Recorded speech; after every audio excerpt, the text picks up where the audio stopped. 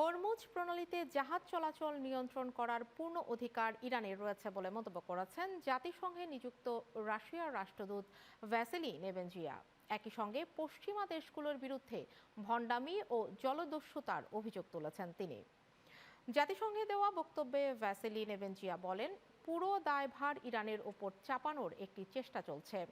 এদিকে যে কোনো পরিস্থিতিতে রাশিয়া ও ইরান একে অপরকে সহযোগিতা ও সমর্থন দিয়ে যাবে বলে জানিয়েছেন রুশ প্রতিরক্ষা মন্ত্রী আন্দ্রেই বেলোসভ। অন্যদিকে প্রতিরক্ষা মন্ত্রণালয়ের মুখপাত্র জানিয়েছেন, অন্য দেশের ওপর নীতি চাপিয়ে দেওয়ার ক্ষেত্রে যুক্তরাষ্ট্র সক্ষমতা হারিয়েছে।